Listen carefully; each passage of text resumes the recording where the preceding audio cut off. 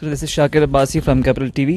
سر حال ہی میں ٹی ٹی پی کے جو سربراہ ہیں نور ولی مسعود اس کی اور غٹ حاجی اور ساتھ ساتھ ثاقب گنڈا پور کی کال لیک ہوئی ہے جس میں وہ اسکول اور کالجز پہ اور اسپتالوں پہ حملہ کرنے کا کہہ رہے ہیں اور ساتھ یہ انسٹرکشن دے رہا ہے کہ ان کا نام نہ لیا جائے. اسپیشلی نور ولی مسعود کہہ رہا ہے کہ اس کا نام نہ لیا جائے. تو ریاست پاکستان کیا ان کے خلاف کوئی قانونی چارہ جوئی کرے گی، اور اگر کرے گی تو کیا قانونی کارروائی کی جائے گی؟ دیکھیں، یہ جو آڈیو کال ہے آپ نے سنی ہے، اس میں جو خارجی یہ جو نور ولی ہے جو اپنے آپ کو اس خوارج فتنے کا سربراہ کہلاتا ہے، you have listen very clearly کہ وہ کیا کہہ رہے ہیں. پوری قوم نے میرا خیال سنا ہے، آپ لوگوں نے تو صافی ہیں، آپ نے بڑے غور سے سنا ہوگا. وہ یہ کہہ رہا ہے کہ اسکول اڑاؤ، کالج اڑاؤ، ہسپتالوں میں جا کے بم دھماکے کرو، لوگوں کے گھروں کو اڑاؤ، لیکن میرا نام نہیں آنا چاہیے. اس سے جو چیز پتہ چلتی ہے، میرا سوال یہ کہ یہ کون سا اسلام ہے؟ کس اسلام میں اسکول، کالج، ہسپتال، لوگوں کے گھروں کو اڑانے کا کہا گیا؟ اور ساتھ اتنا ظرف بھی نہیں کہ یہ کہیں کہ ہاں یار یہ ہم کر رہے ہیں، تاکہ لوگوں کو دھوکہ دے سکیں، فریب دے سکیں. تو دس از واٹ اٹ از. بالکل اس کو جس طرح آپ نے کہا کہ اس کو منطقی انجام پہ پہنچایا جائے گا. And this audio and the other acts that they keep on doing, اس سے ہمارا یہ ریزالو اور یہ عہدہ مزید اسٹرانگ ہوتا ہے کہ یہ عزم استحکام انتہائی ضروری ہے. This shows that how cunning, dangerous and fake they are, اور ان کا اسلام سے کوئی تعلق نہیں.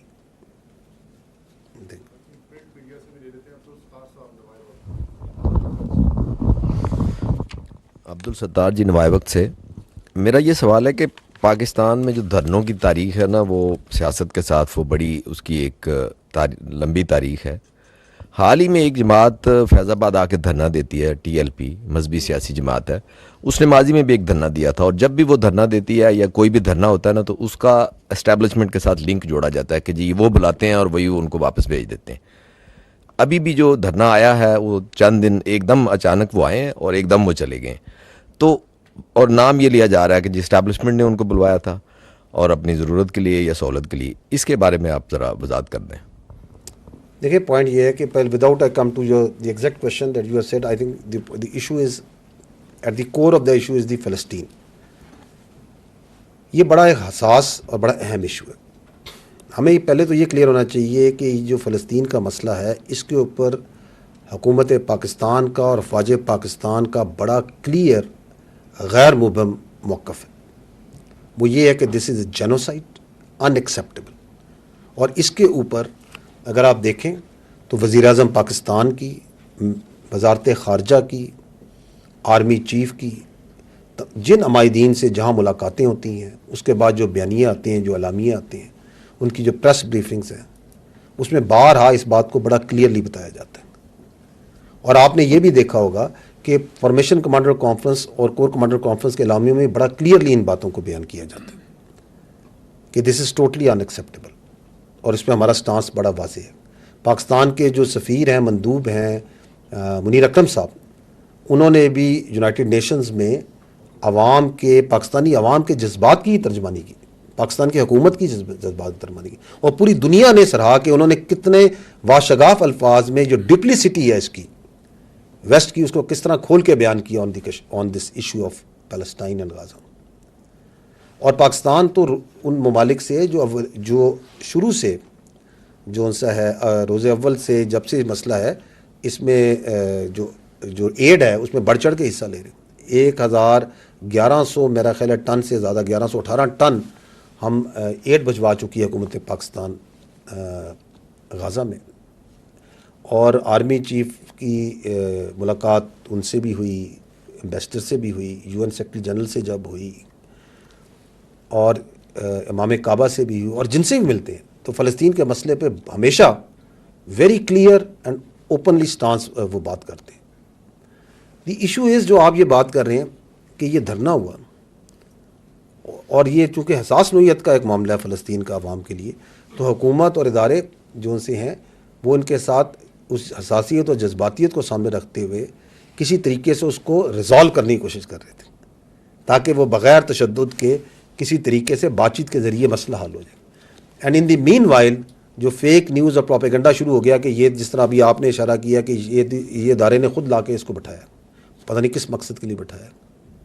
کل اگر جماعت اسلامی غازہ کے اوپر آ کے بیٹھے گی اور دھرنا دے گی تو آپ کہیں گے کہ یہ بھی فوج نے آ کے بٹھایا.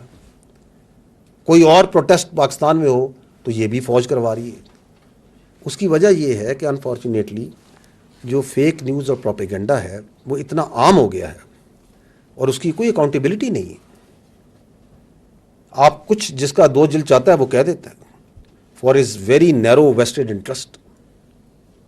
فیکٹس آپ کے سامنے ہیں کہ دیور انگیجڈ کیونکہ یہ حساس مسئلہ ہے, اور بجائے اس کے کہ ایک اور فرنٹ جہاں پہ ایک اور ہنگامے کھڑے ہوں اور پرابلم ہو اس کو اگر آپ ایمیکیبلی ریزالو کر لیں تو دین اٹ بیکمز اندر پرابلم کہ چونکہ یہ آرام سے چلے گئے اس کا مطلب ہے اس کے پیچھے کچھ ہے, دی اندر کانسپریسی تھیوری. اگر وہاں پہ آنسو گیس ہوتا, ٹکراؤ ہوتا, لاٹھی چارج ہوتا اور کچھ پرابلم ہوتا تو پھر آپ کی تسلی ہونی تھی کہ ہاں یار اب ٹھیک ہے, اس کا مطلب خود نہیں لے کے آئے تھے. تو we have got into such a negative sort of thinking کہ we can come out with all sort of conspiracy theories on such things. I think we can take now last question. Please.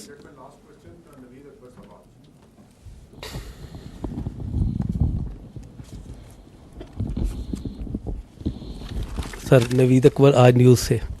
ابھی آپ نے اپنی press briefing کا start میں بھی بات کی, جو پروپیگنڈا ہو رہا ہے اور جو تنقید ہو رہی ہے ادارے پہ, آرمی چیف کی ذات پہ بالعموم, اور آپ نے دیکھا کہ آرمی پہ بالخصوص دیکھنے میں آ رہا ہے بہت زیادہ تنقید کی جا رہی ہے, اور یہ سوشل میڈیا کے اوپر, اور یہ جو پروپیگنڈا ہے SIFC اور آرمی چیف, اب SIFC کے اوپر بھی بہت زیادہ ہو رہا ہے, جبکہ یہ اقتصادی بحالی کا ایک منصوبہ جو ہمیں بتایا گیا اور نظر بھی آ رہا ہے. تو اس حوالے سے اس کو کاؤنٹر کرنے کے لیے اس بیانیوں کو آپ لوگ کیا کر رہے ہیں سر؟ کیونکہ یہ تو آرمی کی براہ راست ادارے کے اوپر, یہ عوام کو ادارے کے خلاف جذبات ابھارنے کی کوشش ہو رہی ہے, عوام کو اٹھایا جا رہا ہے سوشل میڈیا پر, وہ ایک مخصوص جماعت جیسے آپ نے بھی ذکر کیا, مخصوص گروہ ہے جو یہ سب کچھ کر رہا ہے.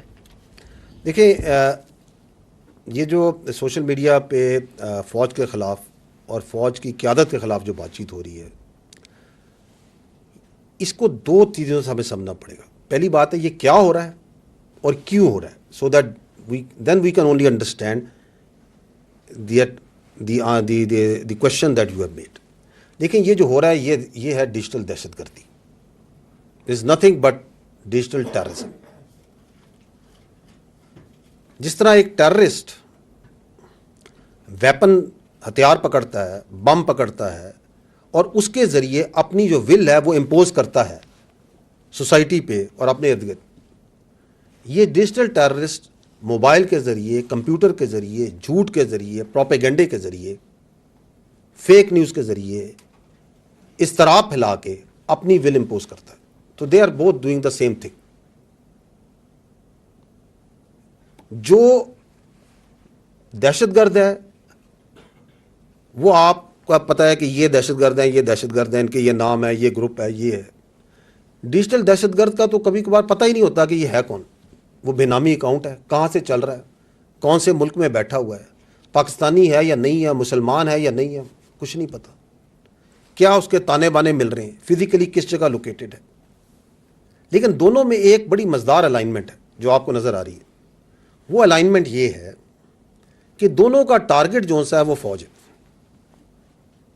جو خارجی دہشت گرد ہے, جو فزیکلی دہشت گرد کر رہا ہے, وہ بھی فوج پہ قانون نافذ کرنے والوں اور اداروں پہ اٹیک کر رہا ہے.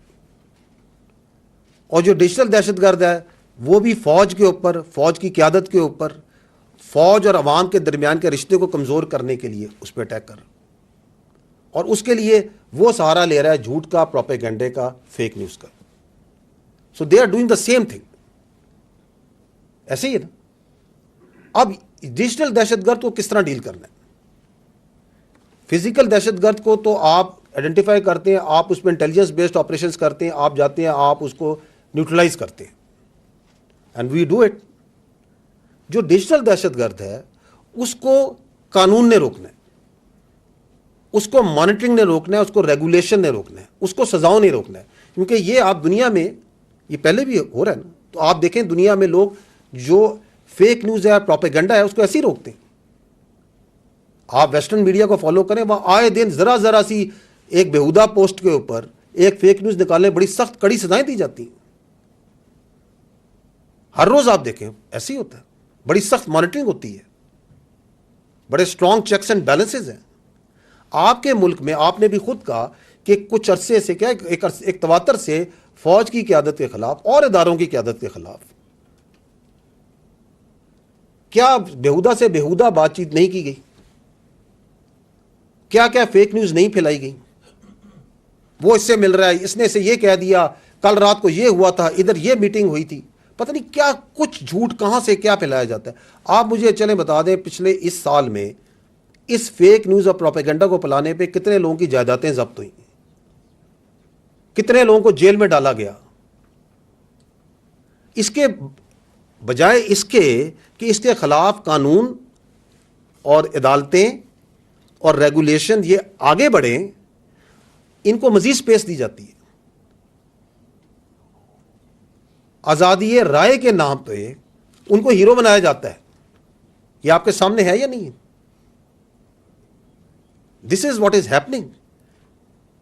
اور میں نے پہلے بھی یہ بات چیت میں عرض کی کہ یہ جو چیز ہے, آپ اگر اس چیز کو مزید سپیس دیں